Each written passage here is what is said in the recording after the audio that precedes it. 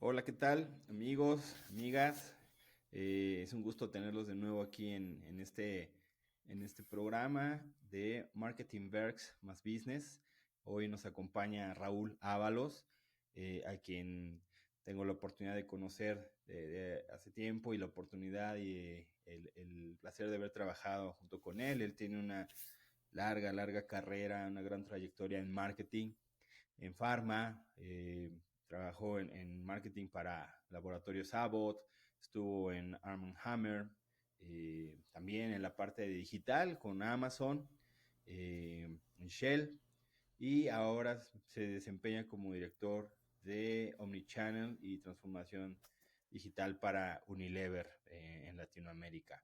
Muchas gracias, Raúl. De verdad aprecio mucho el tiempo que hiciste en tu agenda. Sé que siempre andas bien ocupado perdón si estuve ahí intenciando, pero me interesaba mucho que compartieras con la gente que ve, que son personas que desean emprender o recién emprendieron o tienen un negocio, ese conocimiento que tienes que pueda ayudarles. Muchas gracias. No, a ti, gracias Alan por invitarme. Bien, Raúl. El tema de hoy que me gustaría, ahora sí que exprimir de ti, que es uno de tus grandes fortalezas, tu acumen en branding, ¿no? Y después la transformación digital. Entonces, para aquellas personas que nos están escuchando o viendo, eh, ¿qué les podrías decir que es el branding, ¿no? Sin entrar así en temas como muy académicos, algo mucho más aterrizado para que aquellos que a lo mejor ni siquiera son mercadólogos, pero están con su negocio, sepan qué es el branding. Mira, el branding es la construcción de valor que puede hacer una compañía, ¿no? Y se acuña al conocimiento de marcas o a una selección de marcas. ¿Cómo se construye valor en el posicionamiento del usuario, ¿no? A través de posicionar tu producto con beneficios, algo que cambia la vida o que da valor o da beneficios en el día a día de las personas y de esa manera fortalece el portafolio, los beneficios que tengamos, ¿no? Pero creo que son dos temas, valor para la empresa, ¿no? Y aportar valor para el usuario final. Ok, ahorita que hablas justo es valor, entonces es algo que el mercado debe de tomar en cuenta, de valorar, ¿no? Valga la redundancia, y también dentro de la organización, eso es hacer el fit. Para que esto suceda, ¿cuáles son los puntos básicos que tú recomiendas en esa construcción del valor hacia el branding? Ok, a ver, primero interno, ¿no? Tú como compañía tienes que ofrecer o hacer una propuesta de portafolio basado en algo que es sostenible en el tiempo, ¿no? Y que construye una reputación. Creo que esas dos palabras son súper importantes. Para el usuario es realmente entender su necesidad o para una audiencia en específico es entender una necesidad y que tu producto solucione o facilite la vida de esa persona, ¿no? Entonces, es tan sencillo como eso. Hay definitivamente mucha técnica alrededor, hay muchas estructuras de cómo hacerlo bien, ¿no? Pero esos son los dos fundamentales que tienes que ver siempre. Ok, entiendo. Eh, Cuando, ¿Cuándo debe abocarse, digamos, una marca, o en qué más bien? Deja replantear la pregunta.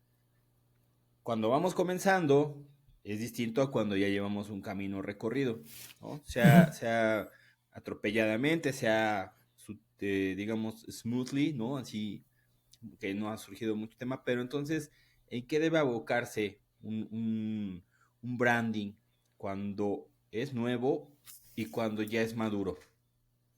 Mira, aquí me voy un poco técnico para explicar que existe el famoso brand ladder o la construcción de marca y hay una serie de etapas, ¿no? Empiezas por awareness, consideration, trial, purchase and repurchase. Cuando es una marca nueva, lo más importante es estar en awareness y consideration, saber que existe y qué le ofreces. Y particularmente la otra parte de la moneda es con quién, ¿no? También hay una curva de usuarios, ¿no? Y están los early adopters y los trendsetters. Entonces, lo que tú tienes que lograr es justo que sepan que existes y que ofrezcas una propuesta de valor a esas personas claves o esos connectors claves que tienen una influencia sobre una masa, una audiencia más grande, ¿no? Ese es el foco de una marca nueva. En el caso de una marca madura, donde realmente la curva ya subió, o sea, vives permanentemente tener un trendsetter un early adopter, pero ya estás en los heavy users o en los laggards, lo importante es hacer valor y construir negocio ahí. Y cuando eres una marca que trae mucha reputación, tendríamos que entender qué tipo de marca madura es, pero cuando es mucha reputación, que ya trae un consumo muy fuerte, es renovar. Es renovarte sobre los valores core fundamentales de la marca. Seguir evolucionando, pero sin perder esa esencia y esa reputación que tiene y te define. ¿Por qué es importante eso? Por el posicionamiento. Es algo que oímos mucho, pero realmente es establecer, todos establecemos o relacionamos una marca con ciertos atributos, pueden ser tangibles o intangibles.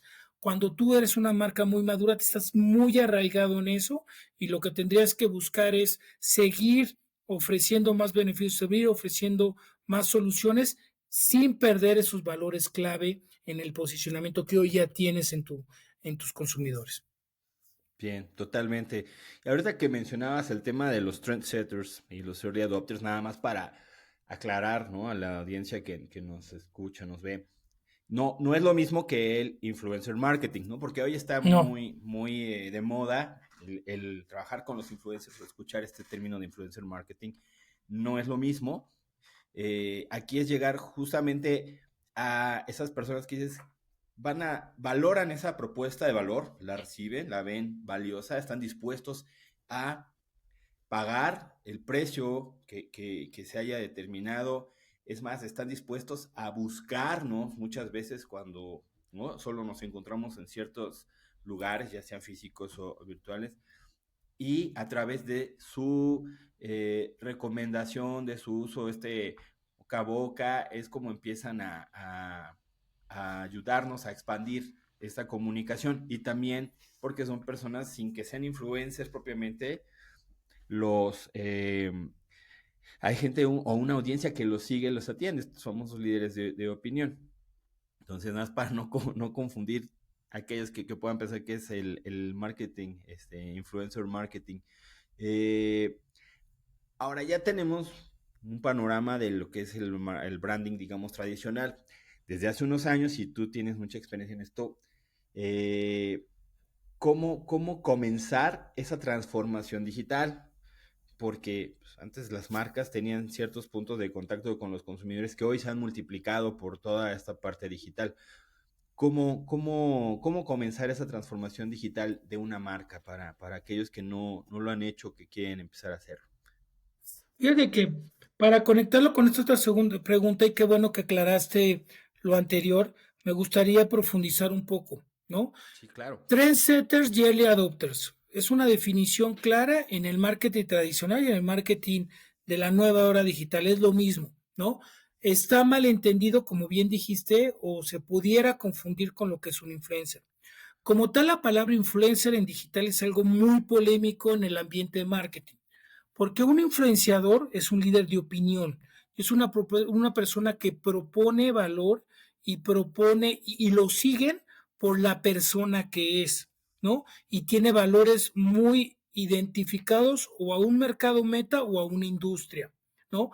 Un influencer es otra cosa completamente diferente. Tú puedes creer que eres un influencer por tener muchos seguidores, por cosas con tomas de valor o antivalores, ¿no? Sí. Puedes crear la misma reputación o el mismo voz digital creando algo que es agresivo o violento. Entonces no tiene absolutamente nada que ver. Creo que la definición correcta es si eres un youtuber, un instagramer, dependiendo de tu plataforma, ¿no? Pero regresando al tema del trendsetter. Trendsetter es un líder de opinión de industria o de una audiencia que normalmente prueba nuevas cosas y que esa persona es poco leal porque todo el tiempo está tratando de mantenerse a la vanguardia. Sin embargo, el que lo use y dé un criterio, de una opinión respecto a eso, ayuda. El segundo en la cadena, y estos son realmente los que exponencian un consumo, son los early adopters. Los early adopters son ya la audiencia, no es un líder de opinión, sino tal cual la audiencia a la cual quieres llegar, pero que son connectors. Son personas que tienen demasiada conexión con otras comunidades, con otras personas, con asociaciones, con grupos o comunidades. Ellos son los que realmente logran hacer explosionar esto. Cuando un early adopter te usa o empieza a usar las marcas, él te pone a prueba. ¿no? Él ve si esto funciona o no funciona en su vida diaria. Si encuentra un beneficio con tu producto, con tu marca, en lo que hace, entonces empieza a recomendarte. Y debido a la cantidad de networking que puede tener esta persona, es lo que logra que realmente se afiance en un consumo importante. Ahora, ese es el concepto general. Vámonos al mundo digital, como tú lo dijiste. Esto se facilita cuando ya existe comunicación digital que no tiene barreras entre países, entre comunidades, entre idiomas. Entonces, eso te permite abrirte. Sin embargo, pierdes la influencia como tal. Es más difícil tener líderes de opinión porque hay un tema cultural, hay un tema de afinidad entre tipos de audiencia que lo hacen más complicado. Entonces, lo primero cuando tú me dices esto, transformación digital se puede poner de moda, ¿no? Hay que hacer una transformación digital. Realmente el nombre correcto es una transformación de negocios. Okay. Que utilizamos plataformas digital o que se exponencian por el uso y por la gran cantidad de mercado que usa herramientas digitales es otra cosa, pero realmente es una transformación de negocio. ¿Cuál es lo fundamental? ¿Qué tipo de audiencia vas a ir?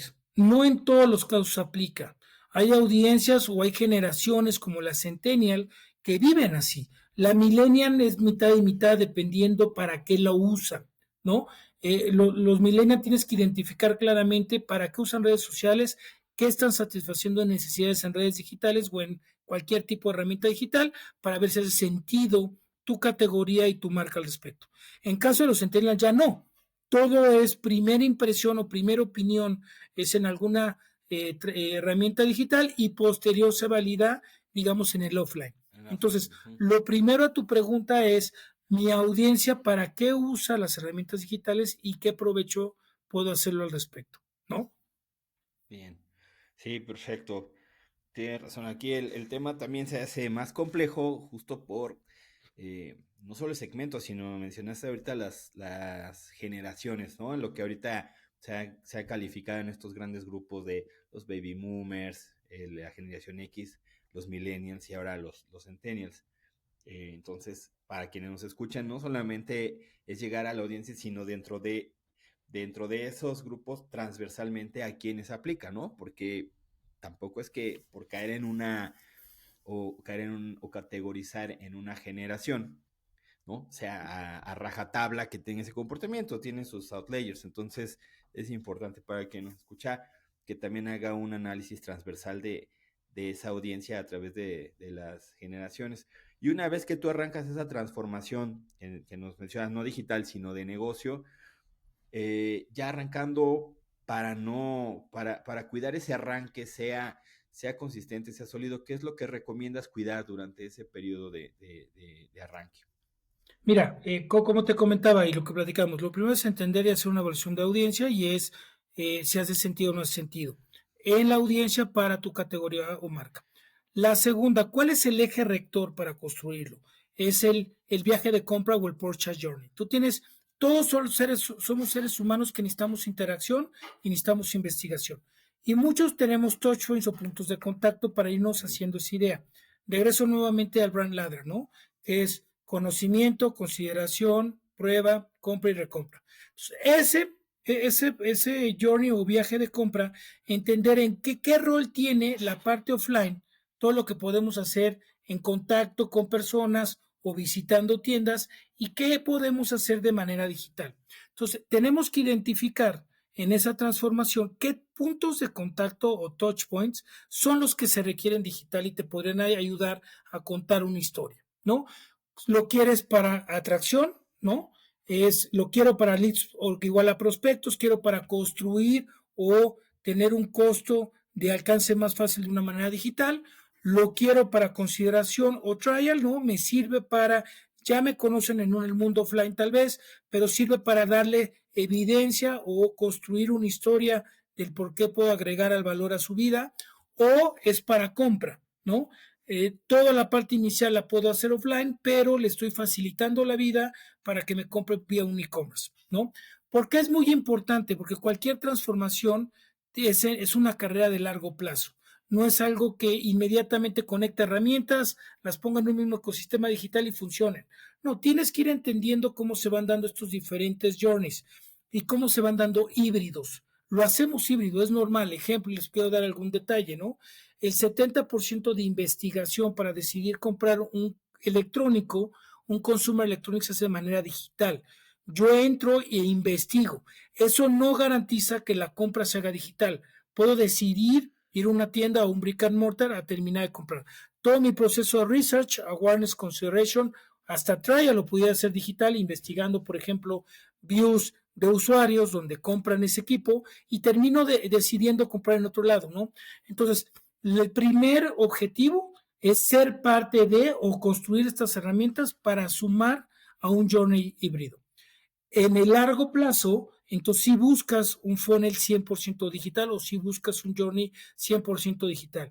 Y son nuevamente, regreso a audiencia, estos centennials que ya quieren hacer toda la interacción de esa manera, que no necesitan, hoy ya no es una necesidad para ellos una interacción humana, ¿no? Para ellos es más sencillo vía un WhatsApp hacer una cita o cancelar algo que tener que tener interlocución con una persona porque eso le lleva tiempo y lo puede generar hasta estrés. Entonces, eso es lo que es muy importante, dividir primero en cómo sumo a mi viaje de compra con touchpoint digitales para yo ir haciendo, estableciendo un posicionamiento de una persona, y en un segundo plano y en una carrera de largo plazo es cómo construyo aleatorio, simultáneamente un viaje 100% digital que va a tardar mucho más tiempo, ¿no? Un país como México están en un porcentaje de compras en herramientas digitales, en un e-commerce en un 7-8%, si excluimos, por supuesto, aerolíneas y hoteles, que son los que tienen más alta penetración, pero estamos muy atrás de un Brasil que está en el 16%, estamos muy atrás de un Estados Unidos que está en el 25%. Entonces, todavía hay que ir trabajando primero en sumar touchpoints, repito, para construir el posicionamiento y en el largo plazo ya pensar en tener soluciones de compra digitales. Sí, totalmente de acuerdo, Raúl. Gracias por profundizar a tal detalle. Es importante que sepamos qué, qué aristas, qué puntos tan importantes debemos tener al llevar nuestra marca a lo digital. Y eso me lleva al siguiente punto. Así como tratamos de construir o se trata de construir una marca con una muy buena reputación, antes era mucho menos complejo que se supieran las crisis de marca o se tuvieran crisis de marca. Ahora con esta transformación hacia lo digital, están mucho más expuestas, me parece, las marcas a entrar en crisis, porque, pues bueno, no sé, hace 20 años o más, como alguien tenía una mala experiencia en este journey o en estos touch points y probablemente quedaba ahí o no pasaba de un reclamo al retailer, ¿no? Porque pues no había algo y tal. Hoy alguien tiene la más mínima desviación de esa propuesta, de esa promesa de valor de la marca y se puede hacer viral. Y no, y una queja en Twitter, en Instagram, puede llegar a miles o decenas de miles o millones de personas y se crea una crisis. Entonces, ¿qué es lo que recomiendas a esas personas que tienen una crisis de marca? ¿Qué es lo primero que deben de hacer cuando comienza una crisis de marca? Ahora que ya es pues mucho mayor el riesgo al estar en mayor contacto a través de más canales. Mira, fíjate que creo que bueno que haces esa pregunta y voy a poner un muy buen ejemplo de cómo hacerlo. Además de que les comenté que el eje rector es el Porsche Journey, que Touchpoint son, hoy son híbridos, ¿no? Digitales y offline. La otra primicia, otra fundamental, es tener un single operator view, un single consumer view. Es todos esos contactos que puedo tener con esa persona digital y creando o ir teniendo información de mis interacciones y qué aprendió. Y ahorita regreso al punto de por qué es importante una crisis. La crisis en medios digitales completamente cambió el tiempo, la forma y el impacto que puede ser en el mundo offline, como tú lo mencionabas, ¿no? Antes la curva era muy lenta, ¿no? O sea, una persona tenía una mala impresión, no sé si recuerdan, por cada 7 personas que tienen una mala experiencia con la marca, solamente uno lo dice, ¿no? Bueno, en el mundo digital eso cambió completamente, ¿no? Y la segunda es que para cuando tú quieres presentar una queja te tenías que presentar, hacer la cara, llamarle a alguien y hacerlo. En un medio digital somos medianamente anónimos, por lo cual es muy sencillo eh, atacar o muchas veces sin que hayas tenido una mala experiencia, hacerlo simplemente por dolo, ¿no? Sí, Entonces, ¿qué pasa? Entonces, es mucho más sencillo, ¿no? Es mucho más rápido más que inmediato, sí. genere, que genere empatía, ¿no? Pero esa misma curva que sube, así de igual de rápido puede bajar, ¿no? Se viraliza inmediatamente, pero de la misma manera puede mover. ¿Cómo tienes que reaccionar respecto a eso? Es primero identificar quién lo está provocando, esa es la número uno. La segunda es aceptar culpa, ¿no? O sea, hay muchas veces que sí es real, hay muchas veces que sí es provocado por una situación y lo peor que puedes hacer, porque tienes las licencias cuando tienes plataformas digitales, pudieras evitar el comentario, pudieras bloquearlo, eso es lo peor que puedes hacer. No puedes omitir o mostrar que no hay democracia o que no hay libre comunicación en medios digitales, tienes que dejar que permanezca. Tu primera reacción tiene que disculparte, ¿no? Tienes que pedir disculpas si así lo es, si realmente tú consideras que así lo es, o al menos mostrar empatía. Empatía. Me da tristeza que hayas tenido una mala experiencia con la marca, ¿por qué no podemos hacerlo mejor? ¿No? Entonces, hablar de eso. Las cosas se hablan, no se pueden ocultar. No puedes Sí, ocultar algo o hacer que no pasó, ¿no? La tercera, y es muy importante, así como alguien puede estar molesto de algo, también hay una serie de usuarios que están conectados, que tienen una excelente experiencia tuya y son advocates, o sea, son gente que respalda la marca y la vive.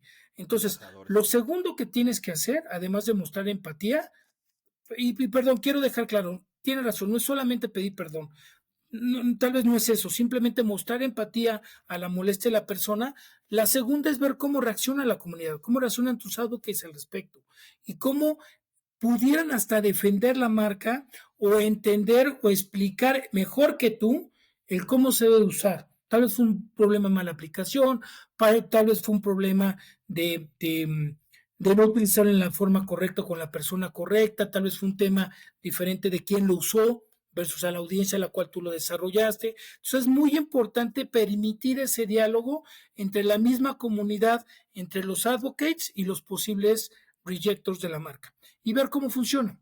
Y la número tres, y por eso regreso al tema de Single Consumer View, es aprender de ello, entender qué pasó mal, o sea, qué fue lo que no estamos o que no estamos satisfaciendo y cómo lo podemos hacer mejor. Tal vez no especificaste la forma de uso, tal vez te faltó especificar mejor para qué tipo de audiencia o qué tipo de mercado target debes de ser o en qué momento usarlo. Entonces, tienes que aprender y renovarte, ¿no? Y aprovechar esa investigación sin costo, ¿no? Para entender cómo puedes hacer y cómo puedes hacer una mejor propuesta de valor, como tú lo dijiste. Regreso al tema inicial que mencionabas, la reputación. Lo que es el fundamental de un branding es la reputación a través del posicionamiento de tus usuarios. Entonces ahí aprendes, hay información valiosísima para saber qué puedo hacer mejor. Claro. Y lo primero que le digo a las personas con las que platico, indistintamente si tienen una empresa de mediano tamaño, grande, o un negocio pequeño, un restaurante, justo es entablar esa comunicación con sus clientes, ¿no?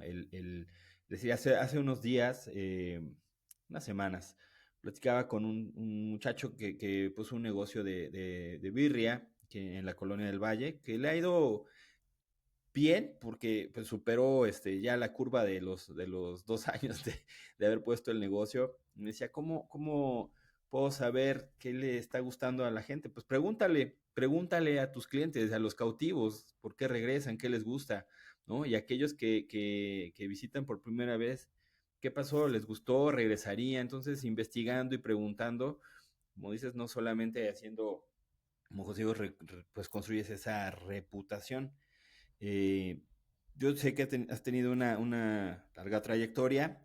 Me gustaría que nos platicaras alguna de tus experiencias, o la experiencia más bien, en la que tuviste que pensar fuera de la caja, tuviste que hacer algo fuera de lo común para seguir o mantener una construcción de marca, ese branding en alguno de las experiencias que has tenido en las distintas empresas. ¿Cuál consideras, cuál nos puedes platicar? Que haya sido lo más out of the box que has hecho. Híjole, es muy difícil la pregunta que haces porque tal vez para mí pudo haber sido out of the box, pero la cuento y para otras personas sería la cosa más sencilla. Miren, algo importante en marketing es el sentido común, Alan. Es aplicarlo, pero no aplicarlo a la persona como ejecutivo o yo como dueño de la compañía, sino aplicarlo a tu audiencia, al de entender, tener un buen entendimiento de tu mercado meta.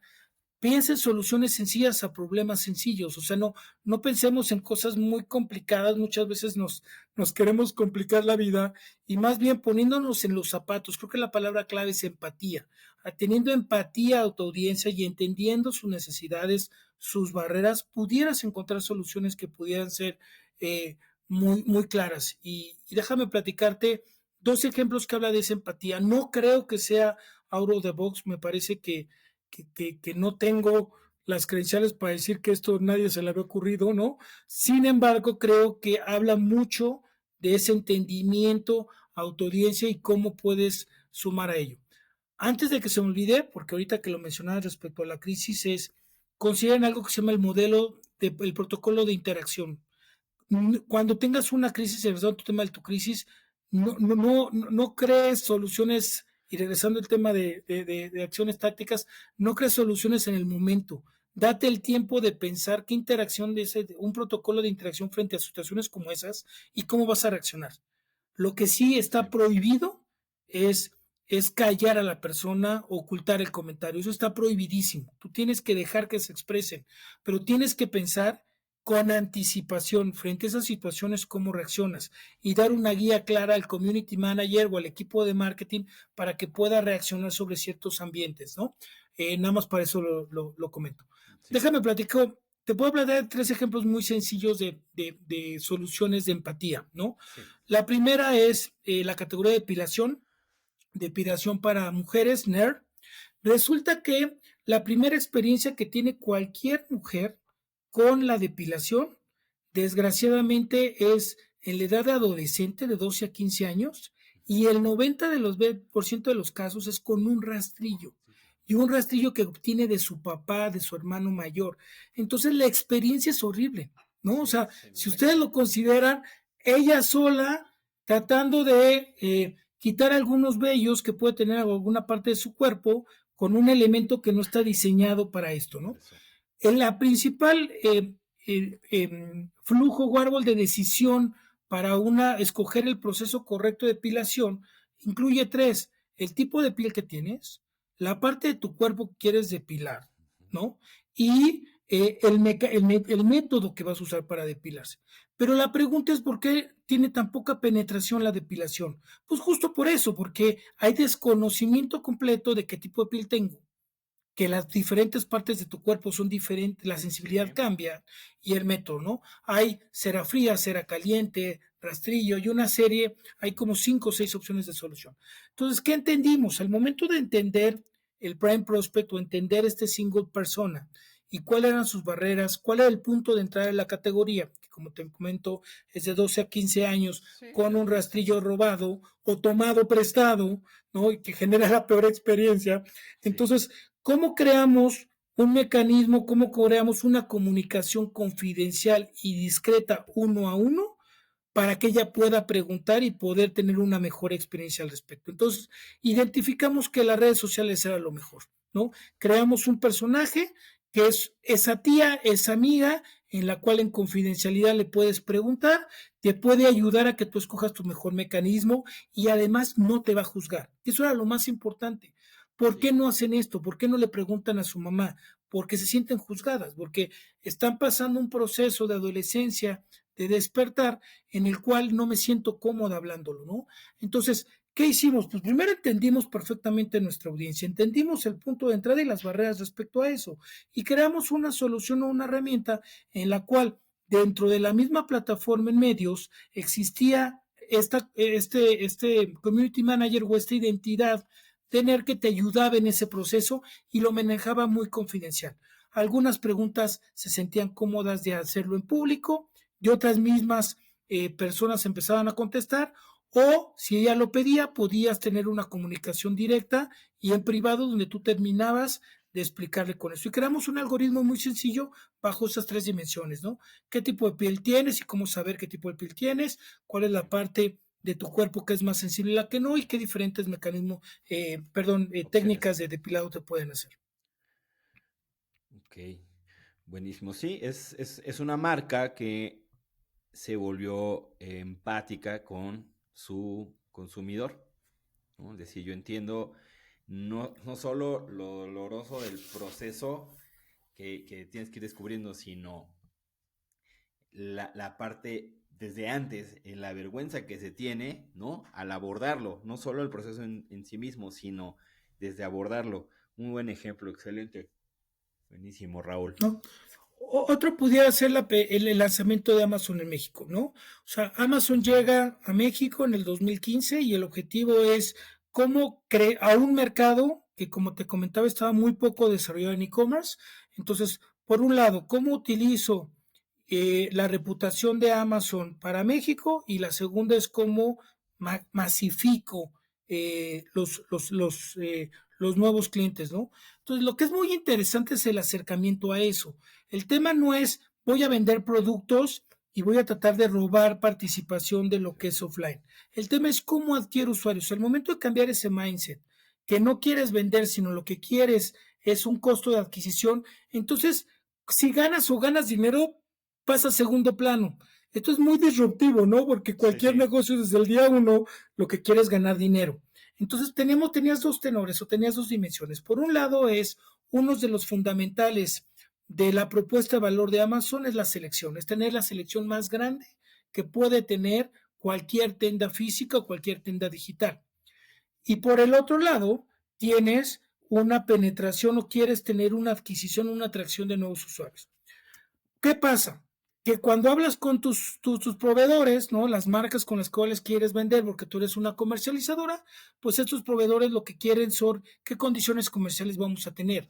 Y aquí la solución es la que tú me quieres dar, ¿no? Entonces, cuando tenemos esa conversación con las compañías de decir, oye, es que Walmart me pide tanto. No, yo no te voy a pedir nada, lo que me quieras dar te lo doy. Oye, pero ¿va a ser rentable? No me preocupa ser rentable. Creo que lo importante es establecer una plataforma en la cual tú hables por ti mismo. Y si tú no estás, la competencia lo va a hacer o un distribuidor en tu nombre lo va a hacer y va a hablar de tu marca. Entonces, lo mejor es que tú entres. ¿Cuándo después nos volvemos a sentar condiciones comerciales? Después de un año donde yo venda tus productos, tenga conocimiento de tus compras y entonces ahí sí hablamos de condiciones comerciales. Eso era muy importante, ese acercamiento, Alan, porque en muchas marcas, aunque tú creas que Amazon es una marca muy poderosa, muchos proveedores tienen una muy mala experiencia con Amazon en otros países. Entonces fue difícil, o sea, aunque uno creyera que nada más por tocar la puerta y decir soy Amazon, todo el mundo te iba a firmar, realmente no sucedió así, ¿no? Entonces, en un lado era tener una propuesta, una selección de productos. Por el otro lado es el usuario, ¿no? ¿A qué precio tengo? ¿Qué precio ofrezco? Bueno, quiero ser no el más bajo, pero sí el más competitivo en el mercado. Entonces, eso implicaba, debido a que no tenía las mejores condiciones comerciales, que en muchos casos ibas a perder dinero, Alan. Sí. Y eso, para cualquier financiero, no le hace sentido, ¿no? ¿Cómo crees que vas a hacer esto? ¿No? Sí, pero si cambias el mindset y en lugar de decir voy a generar rentabilidad, voy a tener un costo de adquisición por cada usuario que me compre por primera vez y después sobre ese costo de adquisición lo voy a ir bajando, entonces cambia completamente tu modelo. Lo que quieres es incremento de ventas y no incremento de rentabilidad, ¿no? Entonces, incrementos de ventas o esa curva de crecimiento va a costa de al principio yo perder dinero. Va a llegar un momento donde lo voy a balancear, pero no hay manera de balancear un negocio si no tienes ventas, si no tienes rentabilidad al principio, si no tienes ganancia al principio, ¿no? Entonces, esa es una manera, no es mía ni por supuesto, pero es un mecanismo que tiene Amazon en el mundo y es muy disruptivo en cualquier mercado. Y es disruptivo para los propios empleados, ¿no? O sea, tú cuando llegas a la compañía y te dicen así, y el P&L ahorita no te preocupes, nada más vamos a ver la parte alta del P&L, pues desde ahí es muy diferente el cómo operar, lo cual me parece súper valioso. ¿Cuál es la gran diferencia? Otra vez empatía, porque el centro es el usuario. ¿Cómo le doy la mejor experiencia a usuarios y cómo encuentran en Amazon algo que no pueden obtener en otro mercado y en otro negocio. Y te voy a dar el ejemplo y cierro el caso de Amazon con televisiones, ¿no? Lo que se llama heavy and bulky. Cuando tú compras una televisión arriba de 60 pulgadas, pues normalmente, ¿qué te ofrecen las principales compañías o tiendas departamentales? Pues voy a ir tal día, ¿a qué hora? No importa, tú tienes que estar en tu casa las En 12 un horas y a horario ver en qué abierto, momento sí, llego. sí. Te dejo la tele fuera de tu casa, tú la metes, tú la acomodas, tú la sacas de la caja y a ver cómo le haces.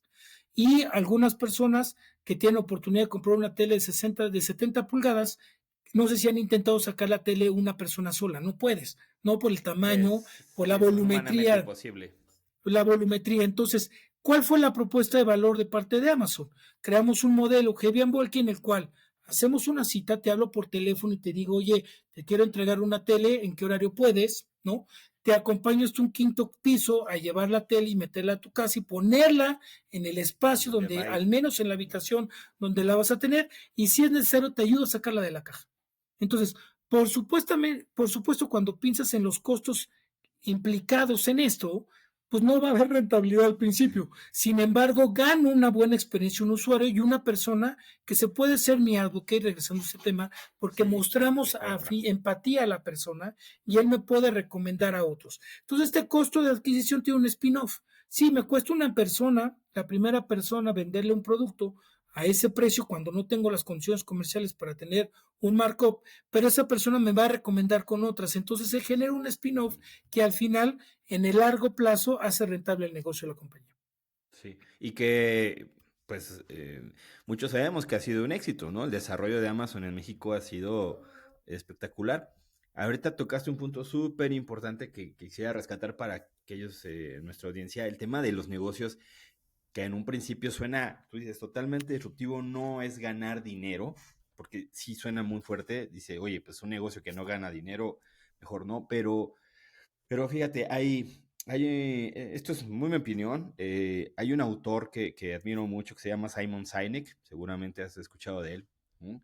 Y habla justamente de esto de poner los objetivos y las metas, priorizarlas de largo plazo o las inmediatas, que muchas veces por buscar esos objetivos y esas metas de más corto plazo inmediatas, sacrificamos o ponemos en riesgo incluso a la misma compañía en el largo plazo, ¿no? Y ahí se mete en un tema ahí de análisis más sobre cómo hoy los CEOs y los directores son premiados muchas veces o incentivados para cumplir con esos objetivos de corto plazo y poniendo en riesgo la empresa misma o la compañía en el largo plazo. Entonces, para muchas personas que hoy comienzan su negocio, el money burning es algo que deberían de tener considerado justo si lo que quieren sentar son clientes con base en experiencias que en un principio, como dices, es un costo de adquisición tal vez más alto, pero esos clientes que tú mencionabas, a los que les llevan la televisión, porque pues, es cierto que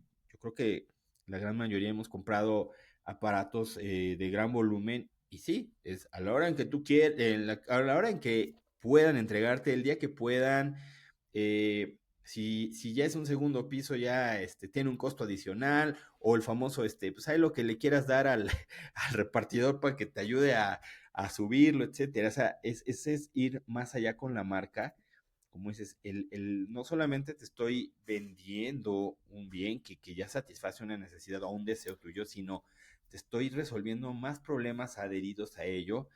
Y ese cliente, además de recomendarte, muy probablemente ya se convirtió en un cliente cautivo que está ya con una recompra. Y si le haces su P&L a ese cliente en particular, es muy probable que tú tengas pues, un muy buen número en ese PNL de ese cliente que en un inicio te costó. Entonces, para aquellas personas que nos ven, tomen muy en cuenta ese tema del costo de adquisición y no perseguir muchas veces equivocadamente esos beneficios o esa rentabilidad tan pronta. Todo tiene una curva, pero apostando a largo plazo resulta mucho más saludable y benéfico para su negocio.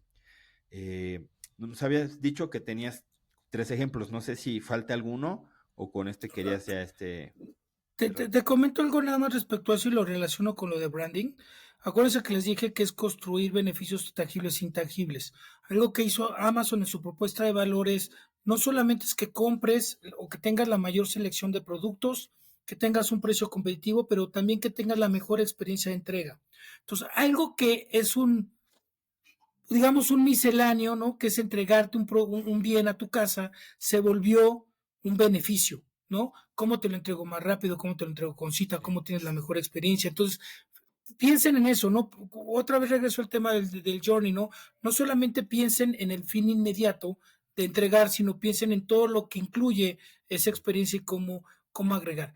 Ya tu tema de la prontitud o del corto plazo o el mediano plazo, hay una fórmula perfecta que se llama el source of volume y source of growth. ¿Cuánto de tu negocio hoy tienes que invertirle dinero? Porque es lo que te mantiene la rentabilidad y por supuesto todos vivimos de tener dinero, pero cuánto de tus recursos están asignados en el mediano y largo plazo, que es tu fuente de crecimiento, que te va a hacer tu negocio sostenible. Siempre es pensar en ese balance, ¿no? Hoy tienes que mantener un negocio, es tu base de consumo, pero también tienes que seguir poniendo dinero y recursos para lo que quieres hacer en el largo plazo y a lo que quieres evolucionar tu negocio, ¿no? Entonces, piensen en eso, fuente de volumen contra fuente de crecimiento y hacer el mejor balance en el día a día al respecto. bien, excelente recomendación. Sí, un negocio, desde luego, necesita, tú lo mencionabas en un principio, no quiero en Amazon, ¿no? No quiero ahorita ser rentable, pero sí necesito ventas. Todos los negocios necesitan un cash flow, independientemente si están haciendo un profit de ello, pero sí necesitan un cash flow. Es el combustible que te da para seguir en tu negocio y no seguir ¿no? Dilapidando ahí dinero que en el corto o mediano plazo pues, puede ser fatal. Muy bien, Raúl. ¿Algo más que nos quieras platicar? ¿Algún consejo que El, quieras dar? el tercer ejemplo, Alan, para que Ah, veas que, venga. para que no me No, quede ahí, perfecto. No, yo encantado. eso La verdad es que muchas gracias por tiempo. Danos, tú platícanos.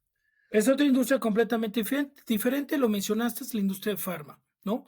¿Qué pasa con los doctores? Los doctores, Mm, cualquier negocio está basado en atracción y retención, ¿no? Siempre traer nuevos usuarios y siempre así es. retenerlos el mayor tiempo de vida, ¿no? En un negocio de farma, los doctores, su base de la atracción es la reputación, ¿no? El word of mouth, lo que me recomiendan con otras personas, pero también es muy importante lo que es su source of volume, es el retention, ¿no? Entonces, ¿cómo mantengo durante mayor tiempo, no solamente cuando hay una enfermedad, sino por el mayor tiempo posible un usuario, sea de una manera o medicina preventiva o medicina correctiva, ¿no?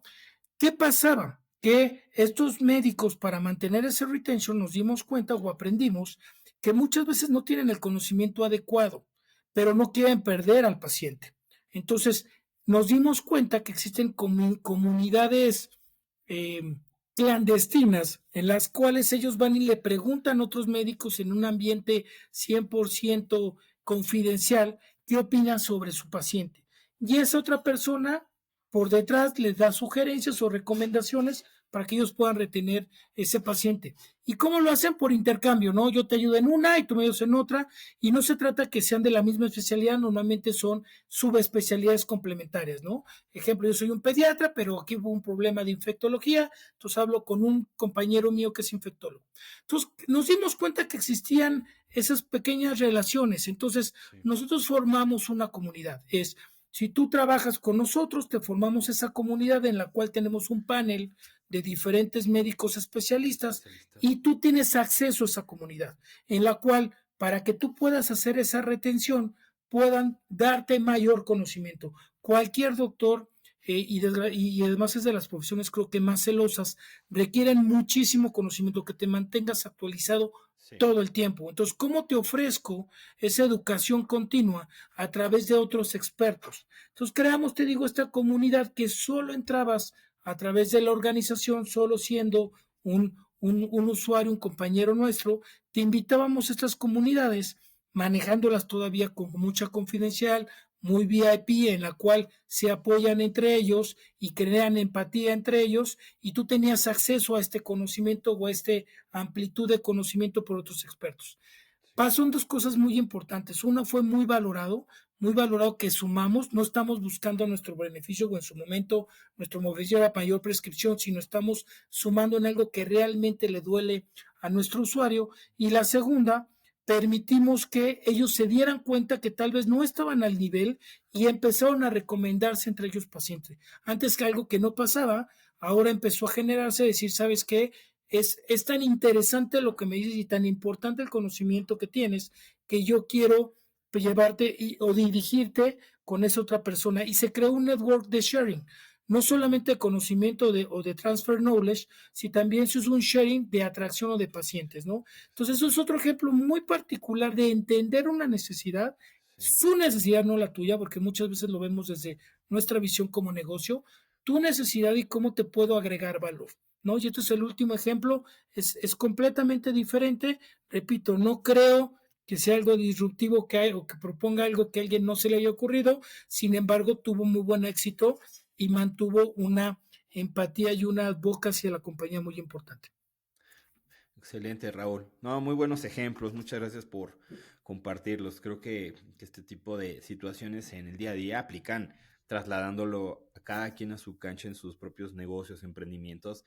Es rescatar esos puntos importantes de cómo entender, ¿no? Tus, primero, como decías, tus valores. ¿Cuáles son tus valores? Tu propósito, ¿no? Que ahora está muy bien, valorado, digamos, el propósito de tu marca, tu compañía.